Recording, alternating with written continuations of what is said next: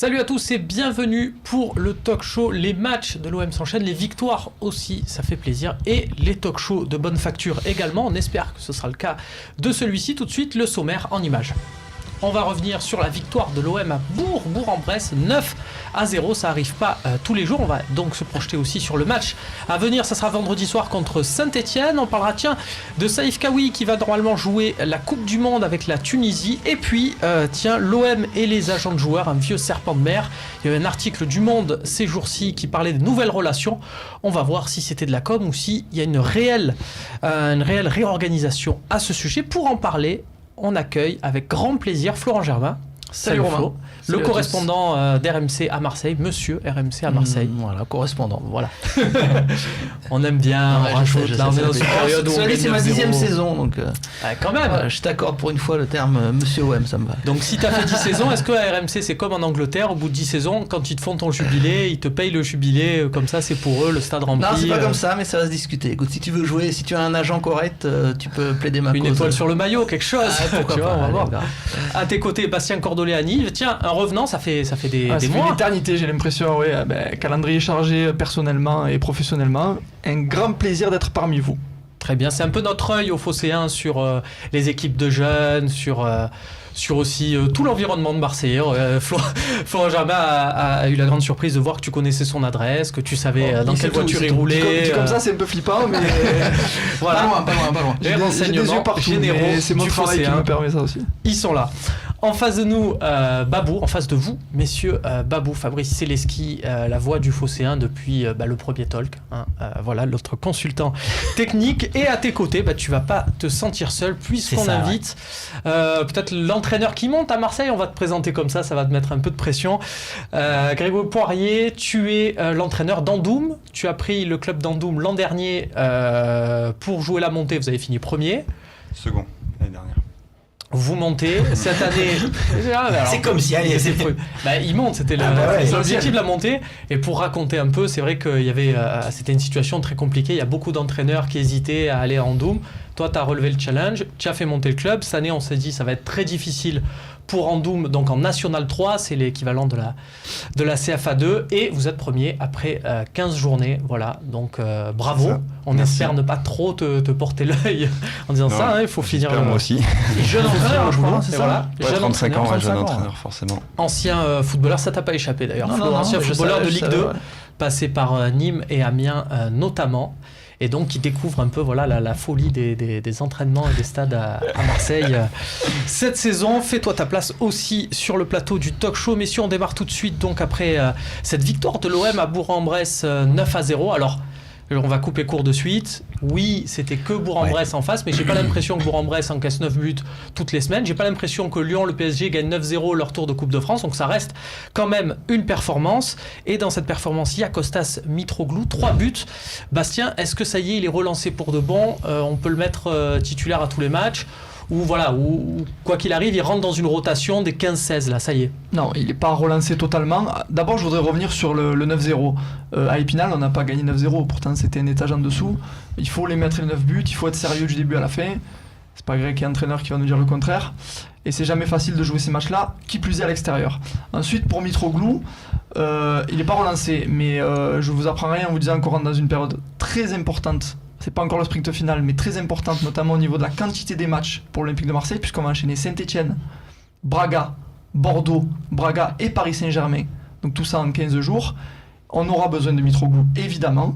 Et le Mitroglou qu'on a vu face à Bourg, encore plus, c'est un bonus, on va dire, parce qu'il y en a certains qui s'y attendaient même plus. Donc moi, je suis ravi pour lui. C'est très important pour Rudy Garcia, qui joue énormément sur ce délire de je tiens le groupe à flot en laissant tout le monde concerné, et ça marche évidemment. Aucune recrue, c'est aussi une manière de montrer à son groupe je vous fais confiance les mecs, mais rendez-moi-le sur le terrain. Et bien Mitroglou, il a montré ça face à Bourg, et c'est pas moi qui vais vous dire que je suis pas content en tout cas. On fait confiance à Mitroglou, Flo, quand on sait le mois de janvier qui s'est passé, c'est une belle, on va dire, c'est l'histoire tournée de belle manière, parce qu'il aurait pu aussi partir. Ouais, il a eu quelques offres de prêt, en tout cas cas au moins une venant de Grèce, ça c'est sûr.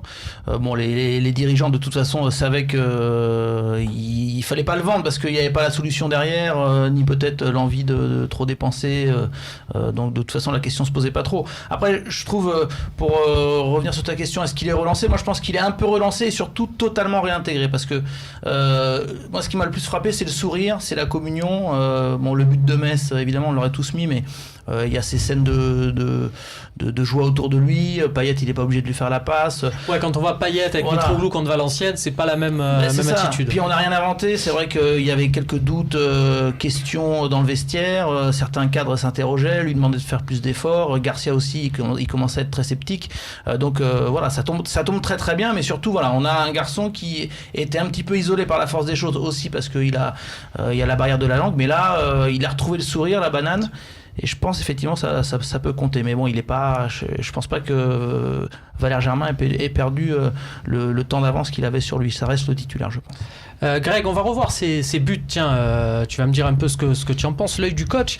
Les 3 buts qu'il marque contre Bourg. Est-ce que pour toi, c'est la patte d'un grand avant-centre où il suffisait d'être là. Donc le premier, c'est cette tête croisée. On va voir. Il suffit toujours d'être là. Les deux autres, oui, c'est vrai. Mais là, il y a quand même de l'anticipation. Il y a quelque chose pour un attaquant qu'on présente comme très lent. C'est pas mal. Je pense que déjà depuis le début vous avez dit beaucoup de bonnes choses. Mitroglou pour moi ça a été un peu un choix panique au dernier moment. Ils se sont aperçus que ça doit être un bon mec. Je pense que c'est aussi la garantie d'un bon vestiaire quand on voit les collègues qui veulent le faire jouer, le faire marquer. Maintenant, attaquant de qualité, de la qualité qu'ils souhaitaient, je pense pas. C'est un joueur de surface. Un attaquant moderne, c'est quelqu'un qui a plus de mobilité, selon moi. Après, ça n'engage que moi, mais quand ils vont être en possession contre des équipes censées être plus faibles, ça va aller. Je suis pas sûr que ce soit le jeu de tout le temps être en possession à l'OM. Donc, à mon avis, Germain passe par sa culture des appels, et au-dessus, et je pense pas que ça changera. Après, comme a dit Bastien, il y a beaucoup de matchs. C'est important d'avoir un bon vestiaire. Et il est capable, quand il va falloir de marquer, avoir un ballon dans la surface, de le faire aussi, quoi. C'est ce qu'il n'était pas capable de faire, Babou, il y a quelques semaines. On se souvient de certaines occasions à domicile. Je crois que c'était contre Strasbourg, si je me souviens bien, où il reçoit un ballon. On s'attend à ce qu'il frappe, première intention, qu'il marque au second. Et puis il contrôle, il cherche à la mettre en retrait à Payet. C'est une période de doute qu'il semble plus avoir là, à la vue de ce qu'on voit contre Bourg. C'est ça, que ce soit Metz ou que ce soit Bourg-en-Bresse, pour un attaquant, de toute manière, on le sait, un attaquant, il a besoin de beaucoup de confiance. Et quelquefois, c'est plus cette confiance-là qui fait défaut plutôt que les qualités. Donc les qualités, il doit en avoir, forcément. Après, je pense que c'est bien. L'intégration, ça me parle bien parce qu'il y a une sorte de cercle vertueux en ce moment à l'OM. Il y a un peu tout le monde qui est rentré là-dedans. Et Mitroglou, je pense que c'était un des rares à pas avoir intégré ce cercle-là. Il en fait partie maintenant. C'est bien parce que effectivement, on va en avoir besoin. Et surtout, je pense qu'on l'a vu encore en conférence de presse avec Garcia quand il parlait de Sanson. Et je pense que c'est pareil, que ce soit au milieu ou devant. On sent que Garcia, c'est un entraîneur qui a besoin, en fonction de l'adversaire et en fonction de son équipe, d'adapter ses joueurs, et je pense que Mitroglou, ça lui offre une variante à Germain qui n'a pas du tout les mêmes qualités, même si je pense que Germain est toujours devant pour l'instant au niveau titulaire. Alors j'ai un petit tableau de stats à vous soumettre, vous savez, c'est mon dada, j'aime bien un peu faire des additions, des multiplications. Je suis allé chercher 10 attaquants qu'on évoquait à l'Olympique de Marseille l'été dernier. Donc vous voyez les noms: Gomis, Slimani, Jovetic, Bacca, Chicharito, Wilfried Bony, Vincent Janssen, Origi et Lucas Perez. J'ai regardé leur nombre de buts, toutes compétitions confondues, sur leur match et le nombre de minutes jouées pour trouver un peu le ratio but par minute jouée. Et Kostas Mitroglou, alors évidemment c'est facile de faire ça après un match de coupe où il en a mis 3, mais franchement j'ai vu jouer des Bafé Gomis en Turquie, des Bourg-en-Bresse, il en a rencontré 4 ou 5, donc on va dire que ça équilibre, et on voit que Kostas Mitroglou, il est 3e dans ce classement. Mais il y a quelque chose qu'il faut dire avec Mitroglou. Il faut pas, à chaque fois qu'on parle de Mitroglou, on pense à son prix d'achat. Je vois les gens, moi on m'en parlait encore ce matin au travail, on me disait ouais mais Mitroglou, moi je pense pas qu'il va réussir. Il faut oublier ce prix d'achat. Mitroglou, c'est pas un crack, mais c'est pas une pipe non plus. Vous pensez qu'il a mis autant de buts à Benfica comment ? À un moment donné, le garçon, Babou l'a dit, il a des qualités. Et bien sûr qu'il a des qualités. Et moi, j'étais persuadé qu'il mettrait des buts. Je l'avais dit en début de saison. Je pensais évidemment qu'il allait s'adapter plus vite, mais il va en mettre des buts. Après, sur ce tableau... il manque Diego Costa. Je vais te dire ça. Qui est en dessous parce qu'il n'a pas joué pendant 6 mois. Heureusement qu'on l'a pas mis. Mais au ratio but, vu qu'il en a mis Non, 2, je crois. mais là, à part moi, personnellement, je voulais à tout prix Carlos Bacca cet été. Gomis, ça m'intéressait pas de le garder. Voilà, tu vois, Carlos Bacca, on voit 10 buts, 26 matchs, parce qu'il a Voilà. beaucoup joué en Europa League avec Villarreal. Donc, c'est un but toutes les au 180 final, minutes. même si c'est un panic buy de dernière minute de mercato, c'est pas non plus Ouais, mais celui qu'on veut nous faire croire. Moi, je sais pas si. Franchement, je sais pas, et je pense pas que les supporters ou même les observateurs fassent une fixation sur son prix. Et je pense qu'il y en a certains qui connaissent le foot aussi, qui ont vu les matchs, notamment ceux qui sont au Vélodrome, qui ont pour le coup une fixation sur Mitroglou. Et ce que disait Grégory, c'est que parfois il y avait quand même un manque criant de mouvement, d'efforts, d'appels, etc. Donc c'est pas Alexis Sanchez. Non mais ça, mais même si c'est un joueur que tu prends en prêt à 0€, tu peux le voir quand même. Oui, et donc mais Kostas Mitroglou, j'ai trouvé qu'en début de saison, sur 3-4 mois, ça faisait pas d'appel, ça semblait lourd, pâteau, ça on peut le dire. Ou alors on fait des mensonges. Mais pour moi c'est pas lié au prix en fait. Mais je dis que il y a des gens qui ont tiré des conclusions hâtives en ayant son prix, je pense, inconsciemment dans la tête. Il y a ça aussi, il y a le fait aussi qu'il y avait Gomis. Et on compare beaucoup, donc je pense que on voulait mieux que Gomis, et c'est pas sûr. Enfin, moi, je suis pas du tout sûr que Mitroglou. C'est peut-être plus la comparaison avec Gomis. Il y a beaucoup ça. C'est la comparaison avec Gomis qui lui a fait mal. En plus, il flambait. Mais Romain a raison de dire qu'il joue pas non plus que contre des cadors en Turquie. Mais parce qu'il y a des frappes contrées qu'on reprend, qui sont recontrées. Le raccourci, ça a été de dire pourquoi on a laissé partir Bafé Gomis, ça aurait coûté moins cher, etc. Là, c'est vrai que c'est beaucoup plus compliqué que ça. Là, si on commence à rentrer dans les histoires de pourquoi il est parti. Gomis, là c'est trop compliqué là. Avec des histoires de salaire et compagnie. Moi je dis juste que c'est pas tout noir ou tout blanc. Mitroglou il a été mauvais. Moi je l'ai vu du stade comme toi. Mais c'est pas celui qu'on a à un moment donné voulu nous faire penser, c'est-à-dire on se moquait de lui. Alors c'est vrai qu'il sourit pas, donc ça aide pas trop, mais bon, à un moment donné, c'est pas non plus un attaquant qui nous disait. D'ailleurs, moi, juste petite parenthèse, j'étais allé faire l'interview de Bafé avant le match à Konya Sport, et puis je crois que c'était hors micro même. On avait mangé un petit morceau, et puis il me parlait de Kostas, et il me disait, tu sais quoi, il me dit, je pense qu'il est très adroit.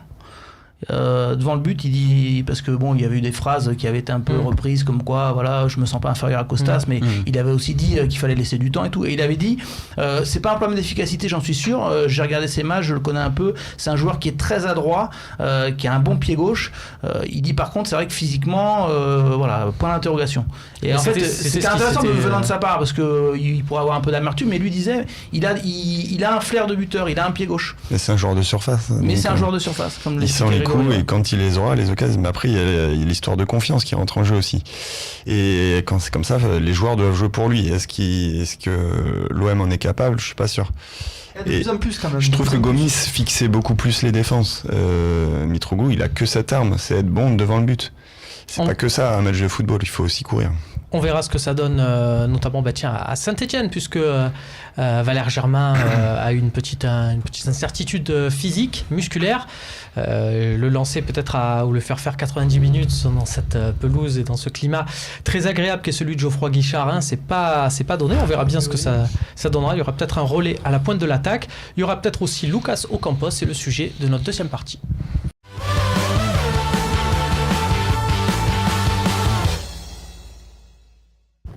Parce que lui aussi, Lucas Ocampos, il a profité de ce match contre Bourg-en-Bresse pour mettre un triplé, 3 buts. Alors attention, parce que certains se sont enflammés à dire hat-trick. Non, hat-trick, c'est quand les buts se suivent. Ce n'était pas le cas avec Lucas Ocampos. Ça reste 3 buts, ça reste pas mal pour gonfler sa fiche de stats sur la saison. Il commence d'ailleurs à avoir des stats tout à fait honnêtes. On le voit, regardez, Lucas Ocampos sur la saison, donc c'est 31 matchs, 10 buts de passes décisives. En championnat, parce que généralement, on le présente un peu comme le joueur de coupe, celui du turnover qu'on fait jouer en Europa League, dans les matchs qui comptent pas.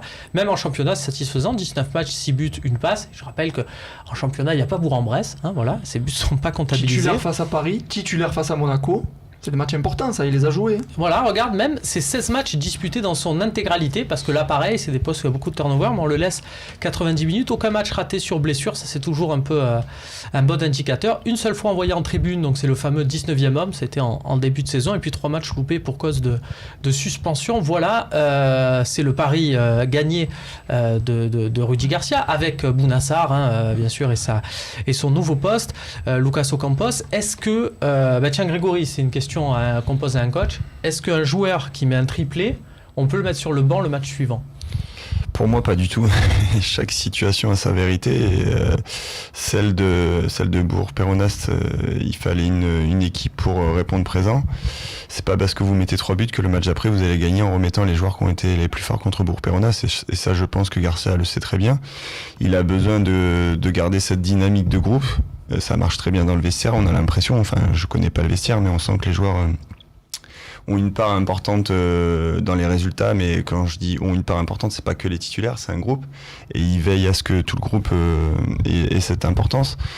Clairement, pour moi, Ocampos, c'est un vrai joueur d'équipe qui est généreux, qui a du volume de course. Pour moi, il a moins de talent que certains à son poste, mais Garcia peut vraiment compter sur lui.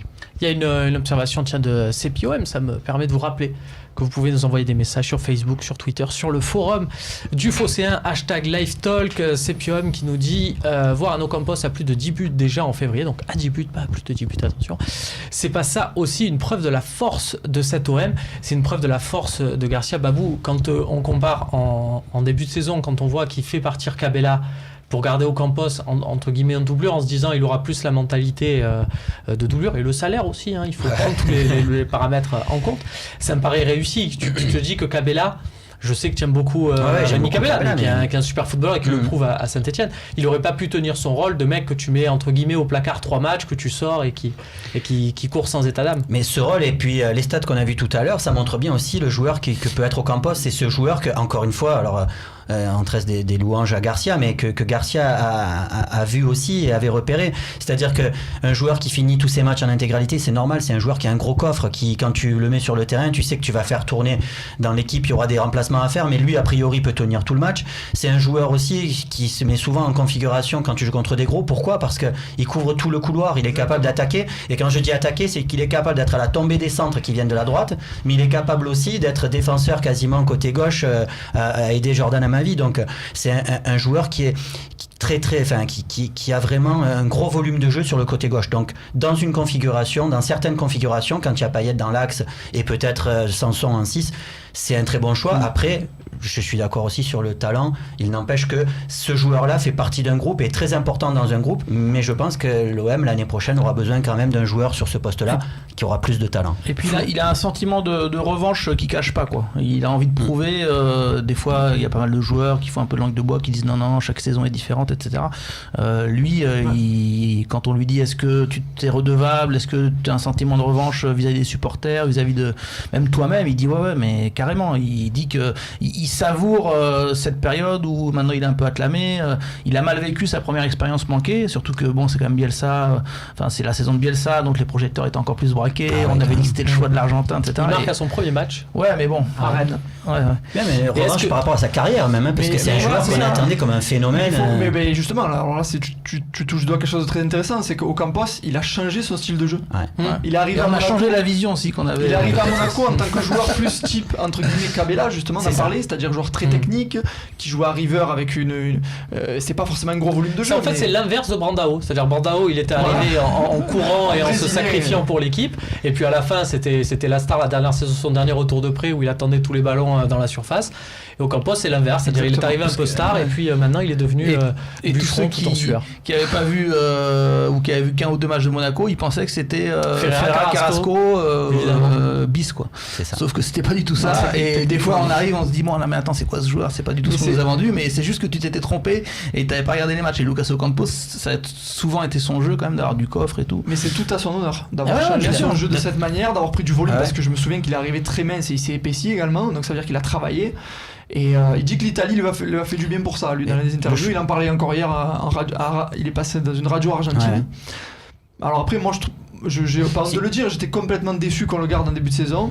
Et là, moi, je tire mon chapeau à Ruiz Garcia, qui a privilégié le groupe, l'esprit, la mentalité, à peut-être le talent. Et c'est lui le coach, c'est lui qui sait comment gérer son groupe. J'ai rien à lui apprendre, et ça a été la preuve, puisque je pensais que c'était une saucisse. Et la saucisse est retournée contre moi. Sûrement qu'il a vu les joueurs talentueux à côté comme Thauvin ou Payet. Dans ce cas-là, il faut aussi des joueurs plus besogneux. Il faut les porteurs d'eau. Bon, les porteurs d'eau, ça fait un peu réducteur, parce que je pense que quand même il apporte par beaucoup de choses, mais il en faut des joueurs d'équipe, et ça se voit qu'il a un bon état d'esprit. Les ouvriers, les architectes, pour reprendre la métaphore de Didier Didier Deschamps qui expliquait quand il jouait avec Zinedine Zidane. Donc Lucas Ocampos, c'est aussi Babou, c'est peut-être là la meilleure preuve.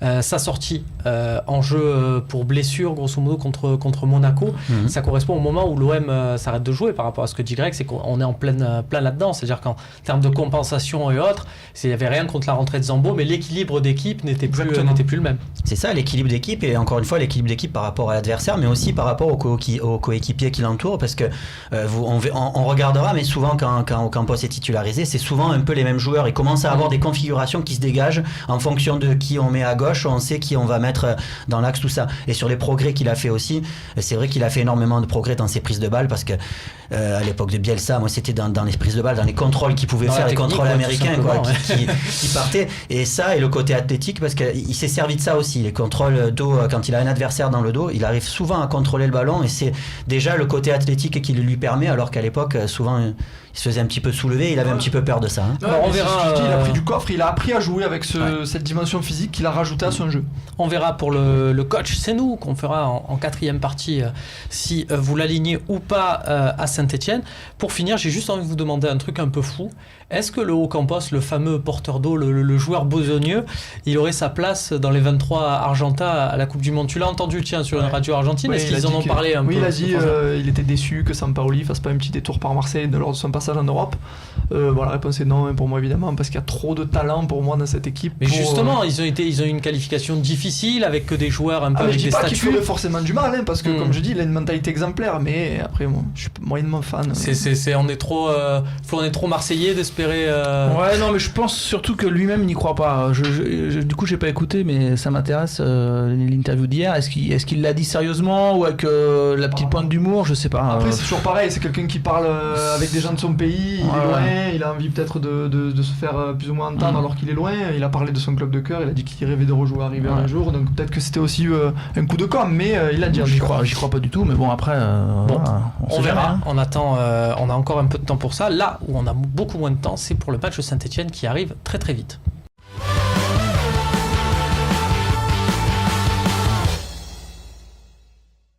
Saint-Etienne OM, en voilà un vrai choc de championnat, parce que c'est plus vraiment la même équipe de Saint-Etienne que l'OM avait rencontré au match aller. Ils ont eu quelques renforts au mercato. On va voir sans plus tarder le 11 probable de Saint-Etienne. Alors même si Rémi Cabella ne sera pas aligné puisque il est prêté par l'Olympique de Marseille, et l'OM avait pensé à inclure une clause comme ça se fait souvent dans ces cas-là. Je crois que c'est légal depuis peu là. En fait, avant c'était un. Mais c'est pas obligatoire, par exemple. Non, c'est pas obligatoire, mais avant c'était un accord verbal, de vive voix verbal comme ça entre dirigeants. Et il y a eu une jurisprudence. Voilà, il y a la possibilité maintenant de faire. Pierre-Alain Fro. Voilà. Puisque, ça remonte aussi, en fait, les dirigeants lyonnais avaient prêté à Lens Pierre-Alain Fro, en leur disant il jouera pas. Enfin, c'était Gérard Houllier, l'entraîneur de Lyon à l'époque, avait demandé à ce qu'il ne joue pas. Et puis Lens, ils avaient aligné Pierre-Alain Fro qui avait marqué contre Lyon. Donc Lyon s'était imposé, c'était le Lyon à l'époque là qui cassait tout sur son passage, mais quand même ça avait. J'ai une question pour Romain et Flo, parce que peut-être vous avez la réponse, parce qu'on entend un peu tout et n'importe quoi. C'est vraiment une décision seulement de Jacques-Henri Hérault, parce que j'ai entendu Garcia qui disait que lui il s'était dédouané un petit peu. Ça, je sais pas. Franchement, je voudrais pas dire de bêtises. Moi, ce que je sais, c'est que je comprends pas en fait cette clause-là. C'est quelque chose pour moi qui est contre l'esprit du jeu. C'est-à-dire qu'un joueur, il a signé dans une équipe, on doit assumer le fait qu'il va peut-être jouer contre l'équipe à laquelle il appartient. Surtout que dans ce cas-là, on n'est pas d'accord. C'est un débat. Moi, je suis totalement d'accord avec toi. Je comprends pas, moi aussi. Des fois, il y a des clubs qui prennent en partie une partie du salaire à leur charge. Donc là, ça commence à faire. Tu veux dire sur un prêt alors? Voilà, là c'est un prêt. C'est un prêt, donc du coup, ça peut se comprendre. Même si Saint-Etienne prend l'intégralité des émoluments de Cabella. Alors, on va revoir l'équipe. Tiens, il y a Hugo Steele sur Twitter qui nous dit: faut-il se méfier de cette équipe stéphanoise? On rappelle, c'est plus du tout la même qu'au match aller. On a vu de la chance avec une défense un peu gruyère. Là, il y a Subotic qui est arrivé et qui est de suite opérationnel. Il y a Debuchy dans le couloir droit, M'Vila au milieu qui ça y est commence à trouver du rythme. Du coup Beric en point de fixation, ça permet à Bamba qu'on avait vu sur la première partie de saison là de se recentrer vraiment sur la percussion sur le côté, et Ntep de l'autre côté. On connaît lui et ses cuisses. Ça te fait peur ça, Flo? Non, mais c'est vrai que c'est intéressant de la revoir là comme ça sur le papier. C'est vrai que c'est une belle équipe. En plus, ce qui est un peu inquiétant, c'est que j'ai l'impression en plus que les recrues comme M'Vila, Ntep notamment, sont pas encore à 100%. Donc est-ce que ça va monter en puissance et est-ce que ça promet encore de plus beaux matchs? Mais quand on voit la rentrée de Debuchy lors du dernier match de Ligue 1, ouais, c'est sûr que voilà, c'est une équipe qui est transformée. De toute façon, moi j'ai l'impression que c'est vraiment un gros test pour l'OM, et les joueurs le vivent comme ça. C'est-à-dire qu'aller gagner à Saint-Etienne, là pour le coup, ce serait vraiment une grosse perf des Marseillais. Donc ouais, là, gros test face à ce 11 là. Ouais. Tiens, Bastien, je vais te faire une formulation Flo Germain en conférence de presse. Est-ce que tu signes pour c'est sa spécialité. Est-ce que tu signes? Mais c'est vrai, c'est parce qu'en fait, c'est la langue de bois. En fait, il s'est passé quoi? C'est que Clinton NG, on lui demande bon, vous jouez la Ligue des Champions, le podium, la 2e place. Et il répond non, mais nous, les objectifs, c'est de faire mieux que l'année dernière, 4e. Je lui dis donc, tu signes là maintenant pour une 4e place? Ah non, j'ai pas dit ça. Bon, bah ok, donc tu joues la Ligue des Champions. C'est ce qu'on voulait savoir. Non, mais. Est-ce que tu signes pour un match nul? C'est compliqué, c'est que ça non, je signe pas par rapport au classement de Saint-Etienne, mais si tu fais nul en vérité et que tu gagnes contre Bordeaux dimanche prochain, tu n'as pas fait une mauvaise opération. Et puis, tu es d'accord avec ça? Ça va être un match difficile, il a raison, Flo. Je comprends, mais non, je signe pas pour un nul non plus. Je comprends pourquoi tu dis ça. Tu vois ce que je veux te dire? Ouais, je comprends. Je pense qu'on va se faire bouger demain.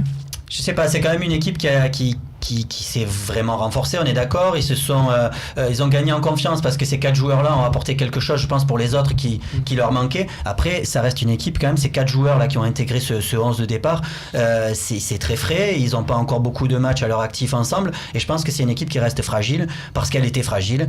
Et si jamais l'OM arrive à tout de suite à mettre un petit peu de pression là-bas et voire marquer assez rapidement, je suis sûr que c'est une équipe qui peut exploser. Alors attention, parce que Subotic, il en parlait Romain tout à l'heure, j'ai vu le match à Amiens, c'est taulier d'entrée.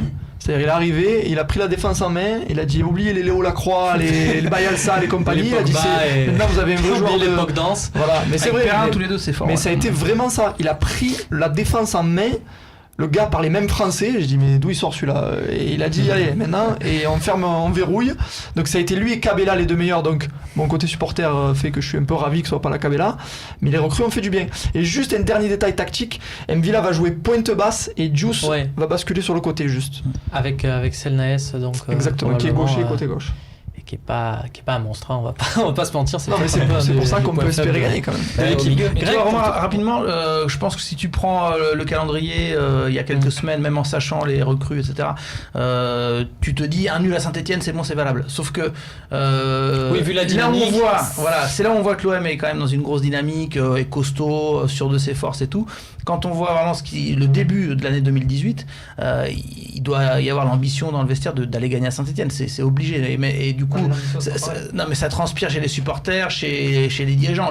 On peut pas se contenter d'avoir l'ambition de faire un nul. Vu la dynamique du moment, faut gagner à Saint-Etienne. Greg, toi du coup, est-ce que parce que la dynamique elle est aussi du côté de Saint-Etienne, donc qui a enchaîné de victoires en championnat, il y a ce moment pour eux, ça va être le moment de se juger face à une grosse, de se jauger face à une grosse formation du championnat. J'imagine que quand on a entraîné à Arles, Nîmes, un tandem Jean-Louis Gasset, Ghislain Printemps, ça parle un peu. Toi, tu le vois comment là-dessus? Est-ce que tu penses que c'est, on va dire, un mauvais moment, sans dire le pire moment, c'est toujours une formule bateau, mais un mauvais moment pour jouer Saint-Etienne, au vu aussi de leur dynamique à eux et de leur envie de marquer les esprits, on va dire. Je pense que Saint-Etienne a repris un peu de force avec les 4 nouveaux joueurs et surtout qu'il y a de l'expérience avec M'Vila et Debuchy. Donc ça va leur amener du poids et de la force, ça c'est sûr. Maintenant, pour moi, entre Lyon, Monaco et l'OM, il y a vraiment une différence. L'OM, c'est le vestiaire, je sens, après je peux me tromper, un très bon vestiaire à l'OM est dû au travail de Garcia. Et ça, sur ces matchs-là, ça va faire la différence. Donc je les vois gagner difficilement. Enfin, en tout cas, je les vois faire un résultat. Si c'est un match nul et qu'ils gagnent derrière, ça reste un bon résultat. Mais je vois plus l'OM je trouve qu'ils ont plus de continuité. Il a réussi à mettre son cadre de vie. Garcia, son cadre de jeu, Il a mis un peu plus longtemps, mais on voit que ça commence à venir. Et je pense que sur la fin de saison, que ça soit en Ligue 1 ou dans les autres championnats, c'est souvent cette continuité, cet état d'esprit qui va faire qu'on ramène plus de points que prévu. On va voir le calendrier, justement, le classement, je vous le disais. Vous allez voir l'occasion de voir, donc c'est toujours très serré avec Lyon et Monaco, et qui est surtout dans le calendrier, voilà, 1 point d'avance sur Monaco, 3 sur Lyon. On va voir que Saint-Etienne est toujours en deuxième partie de classement, à la 12e place. Ils peuvent basculer en cas de bons résultats, ce qu'on ne leur souhaite pas, évidemment. Et vous allez voir au niveau du calendrier qui joue Lyon et Monaco. Monaco qui va surtout avoir un calendrier bien plus allégé là sur cette partie, voilà, ça va s'afficher puisqu'il se déplace à Angers, alors que Lyon recevra Rennes aussi le dimanche. Vous voyez que ça devient un peu compliqué là-dessus de se dire d'espérer le match le plus difficile. Ça semble être pour l'Olympique de Marseille sur cette journée, d'autant plus qu'on a une déclat de Jean-Michel Aulas, donc c'était sur Radio Scoop, qui est une radio locale à Lyon. Voilà, il a dit: si on bat Rennes dimanche soir en championnat, on peut gommer la défaite à Monaco la semaine dernière, parce que Monaco aura un match difficile à Angers samedi soir, alors que Marseille ira à Saint-Etienne vendredi soir, et les Stéphanois m'ont promis qu'ils allaient faire quelque chose de très grand pour nous. C'est du Jean-Michel Aulas dans le texte, quoi. Ouais, c'est du bluff. Alors, faut nous dire précisément qui l'a appelé, s'il a eu les Green Angels qui lui ont fait un petit courrier en disant: Jean-Michel, c'est pour toi, t'es la famille. Non, franchement, je vois pas du tout. Mais après, ce qu'il veut peut-être dire par là, c'est remonter un peu les Stéphanois gentiment. Et évidemment que les Verts, ils vont jouer leur coup à fond, mais ce sera pas pour faire plaisir à Lyon. Hein, ça, c'est certain. Greg, ça fait rêver d'avoir un président comme Jean-Michel Aulas qui prend toute la pression pour lui, l'attention médiatique, qui sert vraiment de paratonnerre, parce que Aulas, il se met, c'est vrai, toujours en avant pour ses entraîneurs. Quand on est entraîneur, est-ce que on est un peu envieux de ça, de se dire tiens, il y a quelqu'un qui monte au front, on n'a pas à gérer 36 trucs en même temps, on se concentre sur son équipe? J'ai envie de dire oui et non. Je trouve que c'est très important et je pense que c'est stratégique et ils le font très bien. Aulas, c'est sûrement le meilleur président, il protège son club et il laisse les joueurs et l'entraîneur se concentrer. Maintenant, des fois, il va un peu trop loin. Et je pense vraiment que c'est eux qui ont la meilleure équipe sur le papier et qu'à force de faire des choses comme ça peut aussi se retourner, que des fois même lui il devrait rester concentré. Alors je veux bien qu'il défende les intérêts de Lyon quand il y a des débats, mais des fois c'est lui qui crée les débats et des fois il va un peu trop loin. C'est mon avis par rapport à ça, quoi. Moi, je crois qu'il est partagé par tout le plateau, cet avis. On va passer à la formation de l'Olympique de Marseille pour ce match. On va voir un peu ce que vous pensez du 11 probable de Rudy Garcia.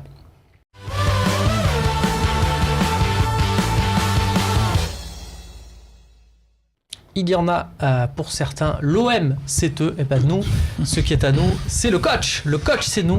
C'est la rubrique, vous en avez l'habitude, pour la formation probable de l'Olympique de Marseille pour ce match à Saint-Etienne. On va faire un petit tour de table. Vous allez me dire ce que vous pensez pour chaque poste de l'équipe titulaire. On va démarrer donc avec le poste de gardien. Mandanda, j'imagine que ça pose pas de soucis. À droite, est-ce Sakai ou Bounassar pour vous qui tient la corde?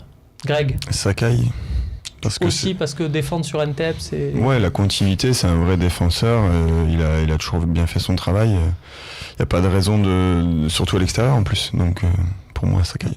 Sakai, même si un japonais à Saint-Etienne avec peut-être de la neige, non. Sakai, c'est sûr, mais je suis sûr qu'il jouera, mais je sais pas de quel côté encore. J'ai une petite encore incertitude. Toi, là-dessus, tu mettrais pas Sakai, je pense qu'il jouera sur certaines. Et ça dépend de si il est en bon état, s'il a digéré le match qu'il a fait là à Bourg-en-Bresse. Je pense qu'à ma vie jouera et Sakai à droite, mais ça dépend de comment il a digéré ce match. Pour toi, à choisir, tu dis quoi? Le plus équilibré pour moi, c'est quand même Amavi à gauche et Sakai à droite. On reste sur des spécialistes du poste. Très bien. Bastien. Alors, pour moi, la même chose que Babou. Après Garcia, même s'il a sorti Amavi à la 60e, je pense qu'il va vraiment faire l'état du joueur le matin même du match. Ouais. Parce que Romain l'a dit, il va faire pas chaud du tout. Et c'est une blessure musculaire qu'a eu Amavi. C'est différent d'une blessure articulaire, surtout avec le froid. Donc je pense que s'il y a le moindre risque, même 1% de risque, avec les échéances qui arrivent, il mettra Sakai à gauche et Sarr à droite. Sakai, mais aussi parce que pour moi ils sont quasiment en balance maintenant, Sakai et Sarr. Et Sarr, si je me trompe pas, il est suspendu contre Bordeaux. C'est ça. Donc je vois plus Sarr jouer en semaine contre Braga. Et du coup ça paraît plus logique. Sakai, Sarr, Sakai. Voilà. Bien vu. Donc ça sera Sakai à droite, Amavi à gauche. On est bon. Charnière, Rolando Rami. Ça bouge pas. On est d'accord. Très bien. Donc ça sera une charnière Beric Rolando Rami. ne devrait pas toucher le ballon. Luis Gustavo, bon, sauf sur si Saint-Etienne obtient un penalty. C'est vrai. Ça serait lui qui le tire. Luis Gustavo, là pareil, tout le monde est d'accord. Qui à côté de lui Sanson, Zambo Anguissa, Maxime Lopez, Boubacar Camara, si vraiment vous avez envie. Flo, Moi, je mettrais Sanson. Sanson. Enfin, je mettrais Sanson. Je pense que Garcia va mettre Sanson. C'est pas pareil. Nuance appréciable, mais... Moi, je pense que face à un 4-3-3, on doit les priver de ballon, donc je mettrais Max Lopez. Max Lopez à l'extérieur, pourquoi pas? Moi, je pense aussi que Garcia va mettre Sanson et je mettrai Sanson aussi parce que le milieu de Saint-Etienne me paraît... c'est un milieu qui va plutôt défendre et je pense qu'on va plutôt avoir le ballon. Donc, j'ai bien envie que Sanson se projette un petit peu aux côtés de Payet. 2 voix pour Sanson, une pour Max Lopez, Greg? J'hésite entre Sanson et Anguissa, mais tout le monde est disponible devant eux en milieu offensif. Oui. Donc je pense que je mettrai Sanson à la place de Ocampos un peu plus haut et je mettrai Anguissa à côté de Luis Gustavo. Je t'ai dit oui, D'accord. mais il y a peut-être petite incertitude quand même pour Thauvin. Alors Thauvin, est-ce que c'est qui est assez malade Tout dépend de ça pour moi. Bah après, je pense quand même que Rudy Garcia, Il va jouer. il va pas se Autant sur priver Amavi, il y a un doute, autant sur Thauvin, je dis. Tu dis quoi, Grégory? Donc, Pour moi, Sanson, il est indispensable. Donc mais si je peux le mettre, si je peux, je le mets sur un côté devant, soit avec Payet en tout cas et Thauvin, les trois devant eux, dans le 4-2-3-1. Si je peux pas le mettre devant, là je le mets en 6.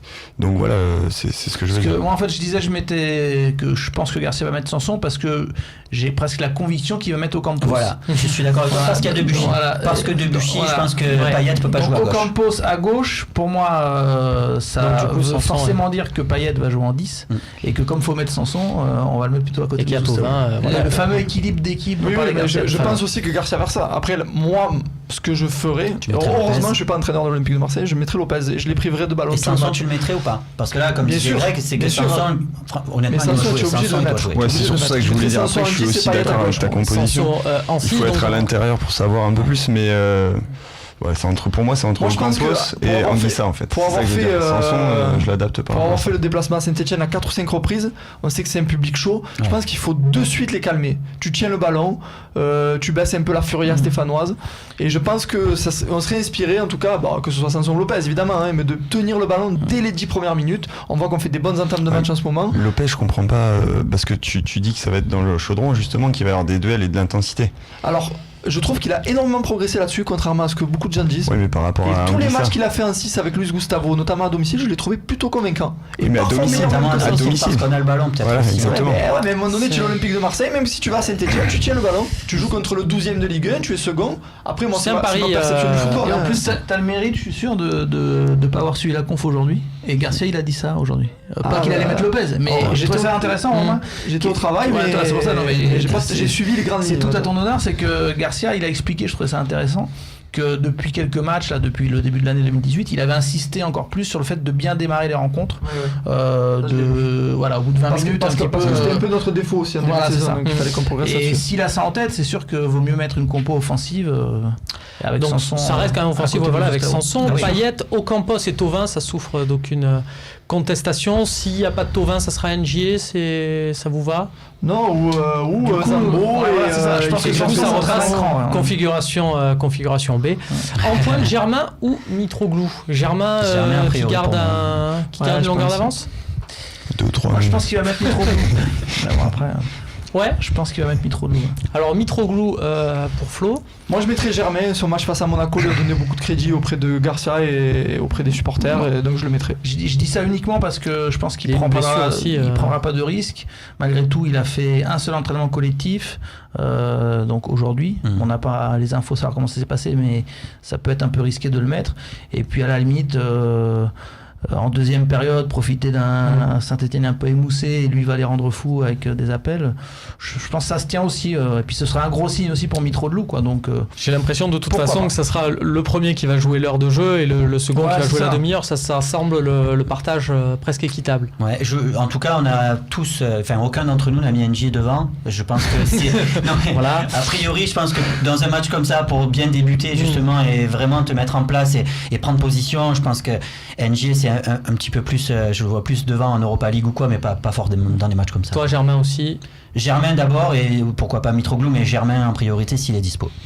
Greg, pareil. Si Germain est dispo, c'est sûr et certain que je mets Germain et je me pose même pas la question et je pense que Garcia se la pose pas. Et ben voilà, on a l'équipe de l'OM. Est-ce que c'est pas quelque part l'équipe type du moment, la formation type, celle qu'on a vue dans les grands matchs, on parlait de Monaco, tout ça, voilà, et cette formation-là, c'est l'équipe du moment, mais c'est la force, on le disait, de la gestion Garcia, c'est qu'il y a un groupe et que ça évolue. Voilà pour le match de Saint-Etienne, on a la compo de l'OM, ça y est, c'est sûr, c'est ce qui sera sur la pelouse vendredi soir. On va parler de Saïf Kaoui, qui est prêté par l'Olympique de Marseille à 3, mais tiens, on va se poser la question de son éventuel retour.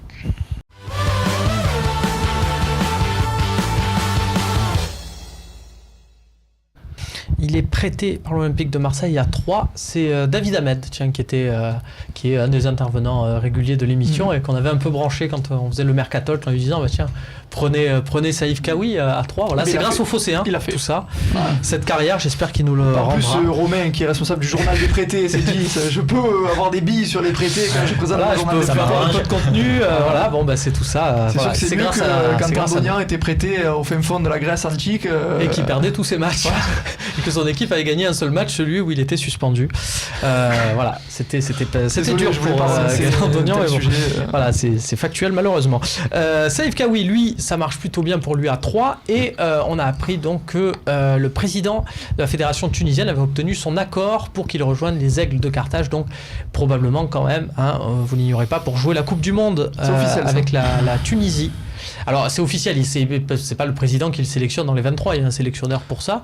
Non mais c'est un choix officiel quoi. Voilà, c'est ce qu'a annoncé le président à la radio tunisienne, dans une radio tunisienne. On va voir quelques-uns de ses skills, comme on dit chez les jeunes, de Kaoui cette saison avec 3. Donc il est prêté Babou sans option d'achat. Milieu offensif polyvalent. Est-ce que tu le vois l'année prochaine à l'Olympique de Marseille? Est-ce qu'on attend un peu avant de prendre une décision? Mais est-ce que tu le vois occuper une place, peut-être pas de titulaire évidemment, mais peut-être dans la ligne de 3, d'être le 4e, le 5e choix, s'il y a une Coupe d'Europe à jouer? Je pense que pas du tout pour un poste de titulaire évidemment. Je pense que c'est un joueur lui aussi qui a du talent c'est sûr, mais qui avait besoin d'être prêté. Pour lui le prêt a été vraiment bénéfique, on le voit. Je pense qu'il revenir à l'OM, il n'avait pas encore l'étoffe la première fois qu'il y est passé, mais un rôle peut-être dans le style de Thauvin. C'est vrai que s'il a un style qui ressemble un petit peu à celui de Thauvin, ça peut être intéressant parce que sur les autres postes, je vois pas du tout. Et c'est vrai que le poste de titulaire à l'OM, côté droit, c'est Thauvin, c'est clair et net. Est-ce que ce joueur-là peut être une doublure de Thauvin ?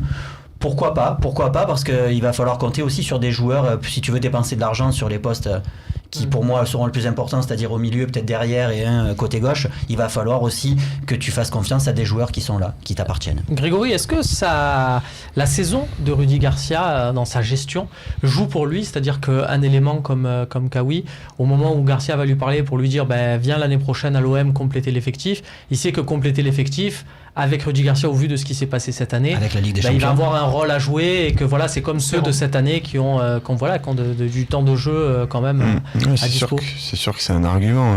Je pense que quand on fait jouer plusieurs joueurs et qu'on laisse la chance à plusieurs joueurs, il peut l'avoir comme argument pour le faire revenir. Après, ce qu'il veut, ça c'est une autre question, parce que c'est peut-être pas lui qui l'avait choisi au début et sûrement pas, si j'ai bien compris l'historique. Donc ça me paraît compliqué par rapport à ça, mais en tout cas, pour répondre à ta question, oui, c'est un argument. Flo, tu y crois toi Moyen. Enfin, c'est pas je crois pas en Kaoui, c'est plus comme dit Grégory.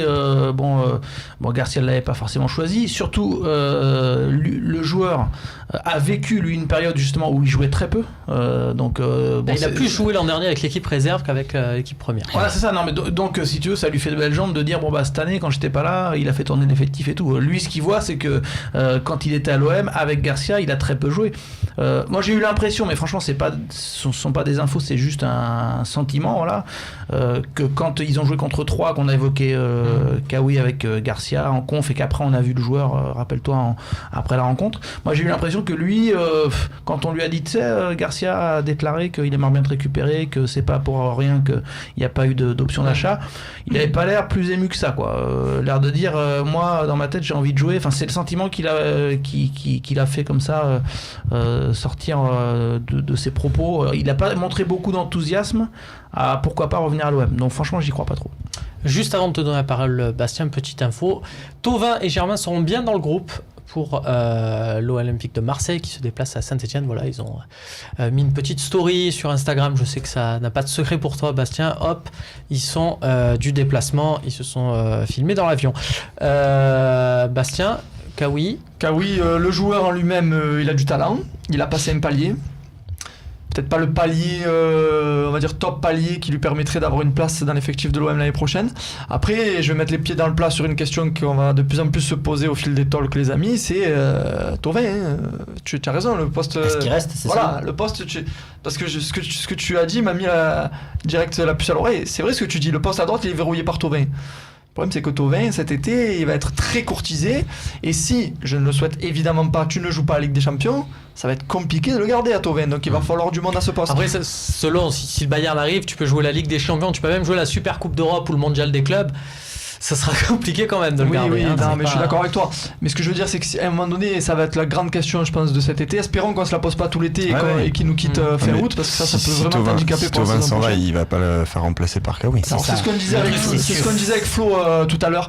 Je suis d'accord avec toi, mais il va falloir des joueurs. Peut-être, mais là c'est plus en comparaison à la limite à Ocampos ou des joueurs de complément. Par exemple, tu disais, il a pas choisi Kawi, c'est vrai, mais il a pas choisi Ocampos non plus, et il l'a utilisé. Donc à un moment donné, il a choisi Ocampos, il a choisi de le faire revenir. Oui, mais je veux dire, il a pas choisi initialement de l'avoir dans l'effectif de l'OM. Mais là pour le coup, Ocampos, il l'a observé en Italie, le profil lui plaisait. C'est même lui qui a quelque part réhabilité Ocampos, alors que je pense que Garcia il est ouvert quand même sur ça. C'est pas un entraîneur fermé, je pense qu'il laisse la chance aux joueurs. Maintenant, c'est comme justement, il a déjà Ocampos, il a des joueurs un peu pas de complément, mais sur qui tu peux compter dès qu'il y a une absence. Et Kawi, ça peut être dur. Enfin, pour moi, c'est incomparable avec Thauvin. Je rassure directement tout le monde, si on vend Thauvin, ils vont évidemment quelqu'un à son poste de costaud. Mais je pense que Kawi peut avoir son mot à dire à ce moment-là dans une rotation. Je parle d'un rôle un peu de sparring du football à la Brielle par exemple, qui on l'oublie trop souvent, mais quand il signe à l'OM, les premiers matchs c'est lui qui joue et pas Lucho qui était blessé et puis qui avait du mal au début. Et puis il a joué sa trentaine de matchs quand même sur la saison où on est champion. Si je peux rajouter sur Kawi, c'est un joueur aussi je crois très jeune, et je pense que là il y a Garcia qui est décideur aussi, mais comme on l'a fait un peu sur Ocampos, on peut dire tout ce qu'on veut, Garcia a voulu le garder, il l'a choisi, tout ça et tout, mais quelque part ça déplaît pas au président non plus, qui a pu valoriser un joueur qui valait plus rien. Un joueur comme Kawi qui a 23 ans, si tu veux valoriser un peu tes jeunes comme Zambo, comme Lopez, comme Sanson, comme peut-être Kawi, il va falloir qu'à un moment donné tu les fasses revenir, comme font des clubs comme la Juve, tout ça, et que tu les fasses un petit peu jouer dans ton effectif pour que un jour ou l'autre ils aient un petit peu de valeur aussi, parce que s'il reste à 3 l'année prochaine à Dijon, à Angers ou quoi, il coûtera. Par contre il fait un bon mondial, si ça se trouve il est valorisé de suite. Exactement. Ça c'est intéressant. Ça c'est une bonne nouvelle pour l'OM. Donc on verra du coup ce mondial. Je vous rappelle de mémoire que la Tunisie joue contre la Belgique, l'Angleterre et le Panama au premier tour. Voilà, ça c'est cadeau. C'est pour moi. Tu seras Flo en Russie Oui, normalement oui. Très bien. Écoute, on te suivra, on t'écoutera. Correspondant à Marseille et à Moscou. Du coup, RMC envoie, tu sais comment ça. Alors, fonctionnement qu'on apprend à nos auditeurs, une radio comme ça, un média national, envoie ses meilleurs éléments comme ça sur les grandes compétitions. On verra. Tu es sur la liste, quoi, c'est ça? Sur la liste. Je suis sur la shortlist. Voilà, il est sur la shortlist. On verra si tu auras un short pour reprendre l'expression de Deschamps. On passe à déclaration de Jacques Henriot sur les agents de joueurs. Voilà, on en a parlé ces 2 derniers jours. C'était un article dans Le Monde.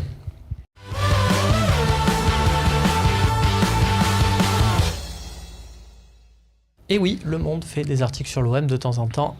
Ça arrive, généralement c'était ces dernières années, quand il y a des problèmes, des procès, des histoires un peu qu'on n'aimait pas trop, nous, Marseillais, mettre en avant, mais qui étaient bien en place. Là, c'était justement sur les agents de joueurs, et donc c'était un article pour dire que la nouvelle direction mettait en avant un mode de fonctionnement d'éthique et refusait de travailler avec certains agents de joueurs, ceux dont on avait déjà entendu parler depuis 1 an. Et voilà... là, les décideurs olympiens se sont exprimés ouvertement sur le sujet. Il y a 2 déclats de Jacques Henriot que j'ai retenus. On a érigé en principe le fait de dire non à un joueur parce que son entourage n'offre pas les conditions suffisantes sur le plan réglementaire. Il faisait référence à 2-3 joueurs qui avaient été refusés, notamment un bon défenseur central gaucher, sans que le nom ne filtre. Je précise donc, puisque j'avais révélé sur le plateau le dernier jour du Mercato que Bartra avait été proposé Olympique de Marseille, et que Rudy Rudy Garcia, enfin la direction n'en avait pas voulu, que ça ne concerne pas Bartra qui a été proposé après et dont l'agent ne posait pas de soucis à ce niveau-là. Et enfin, sur les 37 mouvements effectués depuis notre arrivée, 34 agents différents ont été utilisés. Ça, c'est pour tordre le cou au mythe de l'agent unique qui fait un peu tout le mercato dont on a beaucoup entendu parler à l'Olympique de Marseille. Est-ce que, Flo, tu as vu ces déclats, tu sais de toute façon le truc. Est-ce que pour toi, c'est voilà, de la com, est-ce que ça te rappelle quelque chose? Parce qu'on se souvient que Vincent Labrune, à sa nomination, avait aussi mis un point d'honneur à dire que ça allait être qu'il allait rompre avec certaines pratiques à Marseille et qu'il voulait un fonctionnement plus fluide à l'Olympique de Marseille. Et ça n'a pas été le cas, ne serait-ce que 6 mois plus tard. Est-ce que tu vois là aussi une com qui va se retourner contre la direction? Non, je pense pas. J'ai pas vérifié, j'ai pas la liste de tous les agents persona non grata, on va dire. Ce que je sais et ce qui est dans l'article, très intéressant d'ailleurs, c'est que, et ça c'est vrai, c'est que Zubizarreta est vraiment la seule porte d'entrée. C'est-à-dire qu'un agent qui veut proposer un joueur, normalement, c'est pas la peine de passer par l'entraîneur des gardiens. Voilà, non, puis c'est vrai que le mal, ça a parfois été, voilà, je connais un tel à Marseille, il va me recommander, etc., etc. Non, là, tu passes d'abord par Andoni Zubizarreta, c'est un peu lui le patron, il va évidemment dispatcher, en parler avec le président, avec Garcia, ça c'est, mais voilà, mais c'est important qu'il y ait une seule porte d'entrée. C'est un peu le fonctionnement général de l'OM où ils veulent quelque part des référents, on le retrouve aussi dans d'autres secteurs, et au moins on sait qui il faut appeler, à qui parler et qui fera un petit peu le compte rendu. Et je pense que avec ça on s'évite quelques surprises parce que Zubizarreta il sait dire non, il sait dire vous je vous connais pas monsieur, on n'est pas intéressé, et il sait que derrière il n'y aura pas un sous-marin, que derrière ça le suit, un passage dans le dos, voilà. Ce qui n'a pas là aussi toujours été le cas à l'Olympique de Marseille. Greg, tu évolues dans un club marseillais, voilà, on va dire ça comme ça, avec un fonctionnement un peu à la marseillaise comme on en est habitué nous. Est-ce que ça te fait rêver ce mode de fonctionnement là, cette politique à l'Olympique de Marseille? Non, enfin ça me fait rêver, oui, je trouve que c'est bien qu'ils veuillent mettre une discipline, ils veulent hiérarchiser aussi les entrées, ils veulent améliorer l'image, donc voilà, après il y a un historique, il y a un héritage, ils pourront pas l'enlever, que dans le football on est beaucoup parasité, sollicité, mais je pense qu'en ayant des telles déclarations, ça réduit un peu, et voilà, il veut marquer un peu, il veut un peu marquer le coup sur ces actes-là, donc je pense que c'est une déclaration quand même positive pour l'image. Est-ce que Babou, toi, tu te dis que ces déclarations, ce principe de l'éthique, c'est important, ou il faut voir aussi le côté pratique et que toi, peu importe comment les joueurs viennent, l'essentiel, ce qui signe à l'OM, parce que ce qu'il faut dire, et ce qui est évidemment pas donné dans l'article, c'est que l'OM a aussi manqué quelques joueurs en refusant, donc c'est pas seulement un défenseur central gaucher dont on cite pas le nom, il y a aussi des opportunités de mercato, notamment un attaquant l'an dernier, italien, qui évolue en Espagne, voilà, je vous ai tout dit, qui aurait pu signer à l'Olympique de Marseille, mais voilà, à refuser certains intermédiaires, on n'y arrive pas parce que le football mondial est comme ça. Est-ce que toi tu te dis bon il faut être un requin quand on nage avec les requins, ou c'est pas plus mal voilà, d'avoir, nous on a une éthique? Non, mais tout à fait. Moi, ça me convient très bien ce qu'ils sont en train de faire le président Garcia et Zubizarreta. Moi, ça me rassure ce que dit Flo sur Zubizarreta. Ça peut rassurer les gens aussi sur le rôle de Zubizarreta, puisque on nous dit toujours à quoi il sert, puisqu'il nous a pas ramené 2 petits Espagnols de 18 ans. Il sert peut-être aussi à autre chose. Et je pense que c'est un garçon qui fait très bien son travail quand il faut écrémer, qu'il faut filtrer. Je pense que c'est un petit peu son rôle. Et c'est bien aussi de ne pas travailler qu'avec certains agents, mais c'est bien aussi de ne pas se couper et de refuser spécialement certains, puisqu'il y a certains joueurs qui peuvent nous intéresser. Si ça passe par la filière officielle et que Zubizarreta a donné son aval et que c'est validé par les autres, c'est très bien. Moi, ça me convient très bien. La déclaration, pour moi, tout à fait c'est toute la on va dire la finesse de ça, c'est avoir des principes dans la vie, que ce soit pour le football, pour la bouffe, pour n'importe quoi. Ça met des barrières. Forcément, c'est obligé. Genre, Romain l'a dit, tu t'évites certains joueurs que tu aurais pu prendre qui peut-être t'auraient apporté quelque chose, ou peut-être pas. Maintenant, ce qu'il faut dire, c'est que même si c'est de la com, frontières. Non, mais même si c'est de la com, avoir des principes, je pense, naïvement peut-être, que sur la durée, ça va servir à l'Olympique de Marseille. Et je l'espère profondément. Peut-être qu'il y a des fois où on va dire, il va ressortir des trucs comme l'histoire de Marez-Labrune ou des histoires comme ça. On va dire, ouais, mais vous avez vu, ils sont passés alors qu'il allait signer, il était à l'aéroport, j'en sais rien. Mais je pense que sur la durée, l'OM, entité en elle-même, sera gagnant. Si c'est vrai, cette histoire de 34 agents en 37 mouvements, ça n'a jamais existé sur la Dreyfus, il faut quand même le dire. Ça n'a jamais existé, même pas une demi-saison. Après, des fois, tu sais, les trucs des agents, de mandats, il y a des noms, il y a d'autres personnes. C'est très étrange, c'est pour ça qu'il faut aussi se méfier et on verra à la suite. Si c'est vrai, hein, parce que moi, après, on verra, ouais, voilà. Mais je pense que sur la durée, ça peut que être bénéfique à l'Olympique de Marseille, ce type de fonctionnement. Et je le redis, je le dis à chaque émission auquel je participe, que ce soit à la radio ou ici, Zubizarreta, c'est une valeur ajoutée, mais primordiale. On a compris, Bastien. Il reste peu de temps avant la Saint-Valentin. Tu veux l'accrocher, ton petit crush avec Zubi? Si tu veux. J'espère que le message est suffisamment passé. Nous, on passe aux questions-réponses.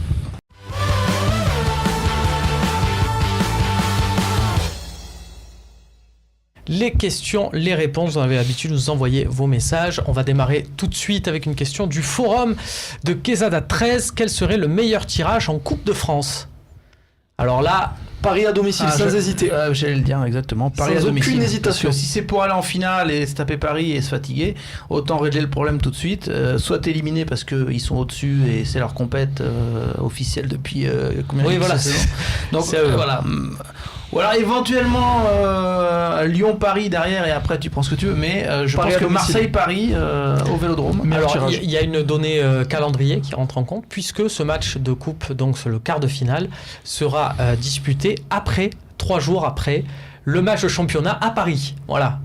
Babou, est-ce que toi, quelques jours avant, excuse-moi, le match retour contre le Real? Oui, pour eux, oui. C'est ça. On joue juste après le Real, on jouerait 2 fois contre eux. Paris à domicile, je confirme aussi. À l'Orange Vélodrome. Ça vous plaît ça? Excusez-moi, j'avais pas d'idée, mais ils m'ont convaincu à fond. Moi, je suis à fond derrière. Moi, je vous cache pas qu'un déplacement aux herbiers juste pour Romain Herring, ça me ferait plaisir. Mais bon, voilà. Il aime les mojettes, c'est ça? C'est que ça lui plaît. Je pense que l'argument est bon. Après, moi, je verrais plus Paris recevoir Paris en demi-finale parce qu'ils auront puisé un peu dans les énergies. Puis en demi-finale, le public attendra encore plus. Donc, pour moi, repousser et recevoir le PSG en demi-finale. Et comme ça, tu laisses un PSG Lyon en quart. Voilà, ils sortent Lyon d'abord. Et là, ils auront vraiment puisé dans les énergies. Très bien. Quand tu regardes les équipes restantes, tu te dis, il y a un coup à jouer. Hein. Ah, oui. On va passer un coup de fil, tiens, à Eurosport qui organise le tirage. On va leur dire de mettre Bengus au tirage. Mais est-ce qu'ils vont faire un multiplex pendant le tirage? C'est ça qui serait intéressant de savoir. Différentes boules, ouais, ça fait. Avec les boules bleues sur Eurosport 360 et les boules rouges sur Eurosport Play. On va passer à la question suivante. Elle est sur Facebook de Axel Bémoussine qui nous dit: Garcia est-il en train de faire la copie conforme de son AS Rome avec l'OM? Absolument aucun rapport. On en parlait avec Najet qui me disait pareil, c'est absolument pas Najet en plus qui suit encore plus que dans la Serie A et la Roma. Ça n'a absolument aucun rapport. Rudy Garcia a fait du bon boulot à la Roma pendant 1 an et demi. Ensuite, il s'est coupé d'une partie des dirigeants et il a pris en main le recrutement. Il a fait n'importe quoi pendant l'an et demi qui a suivi. Il est resté 3 ans à peu près. Et donc il a appris de ses erreurs, tant mieux pour l'OM, mais ça n'a aucun rapport, que ce soit dans le jeu, dans la gestion d'effectifs, dans ses rapports avec Jacques-Henri Hérault et Zubizarreta, rien à voir. Rien à voir. Même la configuration des joueurs qu'il avait à disposition à la Roma et ce qu'il a récupéré à l'OM, on est vraiment dans une phase de construction, alors qu'à la Roma il y avait quand même encore des Totti, des De Rossi. L'objectif du président américain là, qui vit à New York mais qui gère en même temps les Boston Celtics et la Roma, là, c'était d'être champion sous 5 ans, ça fait 7 ans. Donc voilà. Ils sont pas objectifs. Ah mais il y a la Juve. Et ça, 7 ans, 7 titres, voilà, c'est pas compliqué. On va passer à la question suivante. Elle vient du forum de Jean Château-Gombert sûrement. Vous trouvez pas que nos Olympiens ont pris de la masse à l'image de Sanson, mais n'ont-ils pas perdu en volume de jeu? Est-ce que tu fais attention à ça, Greg, un peu à la masse musculaire? On sait que Paolo Rangoni a mis des exercices en place. On nous a montré ça en début d'année. En National 3, non, on fait les prises de poids, mais après, on n'est pas assez pro pour pouvoir vraiment suivre ça à la lettre. Après, je fais attention au volume de jeu et je suis plutôt... je pense au contraire qu'ils ont beaucoup plus de volume de jeu, de volume de course quand je les vois en début de saison, où on se posait beaucoup de questions et je trouve qu'ils sont beaucoup mieux physiquement. Après, pour Sanson, je peux pas dire, mais peut-être qu'il a pris de la masse, ouais. C'est un peu le sens de la question. Il dit non seulement ils ont pris de la masse, mais ils ont pas perdu. C'est moi qui l'ai mal lu. Voilà, j'avais pas compris comme ça. Effectivement. Le volume de jeu, quand on détaille un peu les joueurs, qui sont d'ailleurs dans le secteur, Thauvin, gros volume de jeu, Ocampo, Sanson, Luis Gustavo. Ouais, c'est peut-être même l'une des forces principales de Stoem. Hein. Grégory aussi parlait du vestiaire aussi, qui c'est vrai s'entend très très bien. Enfin, en tout cas, tout le monde en parle en disant c'est génial, etc. Je pense en termes de ballon, le volume de jeu de certains joueurs, la rotation faite et ce qu'ils montrent à chaque fois, je pense que c'est peut-être la force principale. C'est une petite revanche aussi pour le staff prépa physique qui ont été longuement décriés en tout début de saison sur les différentes blessures, notamment celle de Dimitri Payet. Et puis on voit que ça paye aussi avec des remplaçants qui rentrent et qui sont directement dans le ton. Après faut voir comment ça va se passer. Moi franchement la petite inquiétude si ça finit quand la saison avec Bielsa, c'est non mais pas par rapport à ça, c'est plus la Ligue Europa va arriver. Voilà, pour le faire simple et court, moi ce que je crains un petit peu, c'est le début de la Ligue Europa, les matchs le jeudi et le dimanche. Là t'es sur quand même un autre rythme. Qu'est-ce que va faire Garcia? Est-ce qu'on va vraiment jouer à fond la Ligue Europa? Franchement, c'est une question que je me pose. Je n'ai pas la réponse. Il y a Tommy qui nous dit concrètement comment se passe le partenariat entre l'US Andoum et l'OM. Concrètement. Est-ce que vous avez reçu les ballons? C'est la question qui Non, il y a une certaine somme qui a été donnée au club et en échange. Après, c'est pas qu'avec Andoum. Hein. C'est 5 000 euros. C'est pas qu'avec Andoum, c'est avec beaucoup de clubs. Et en échange, on doit améliorer des éducateurs ou des jeunes joueurs qui ont du talent ou de l'avenir. Voilà, c'est sur ça. Et puis aussi pour améliorer l'image de l'OM par rapport aux années passées avec les clubs des alentours, quoi. Mais on va dire que c'est ça, c'est une somme et en échange, si on a des joueurs à leur donner ou à faire voir, qu'on les envoie pas à Montpellier ou à Monaco. Et après, c'est comme ça, et ça se passe, c'est respecté? La particularité, c'est que chez les jeunes, on doit améliorer la qualité. Donc, si on l'a, on le fera. Mais au jour d'aujourd'hui, on n'a pas ce joueur. Après, il y a quand même un ou deux joueurs qui sont observés par l'OM. Et nous, on fera. Est-ce qu'a dit Romain sur les éducateurs, c'est vrai aussi, il parlait de payer la formation des diplômes d'entraîneurs et de même les faire passer parfois à la commanderie. Ça c'est vrai. Certains éducateurs sont allés à la commanderie. Les payer, je sais pas. En tout cas, je sais qu'il y a des éducateurs qui vont faire leur formation généralement, c'est à la commanderie. Et donc là, l'OM se régale. J'ai rencontré et même interviewé quelques éducateurs qui en étaient ravis, qui sont allés au centre Robert Dreyfus.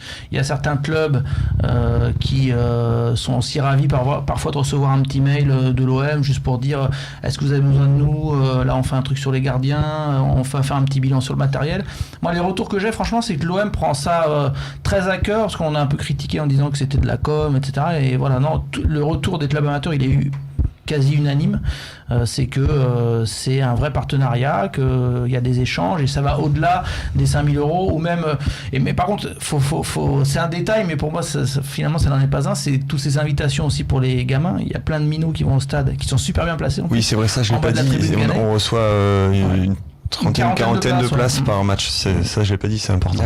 C'était géré avant par d'autres personnes qui ont dû plier pagache Olympique de Marseille, ce côté. On peut penser que c'est un détail, mais je vous garantis pour les enfants qui en bénéficient, c'est top. Je suis d'accord.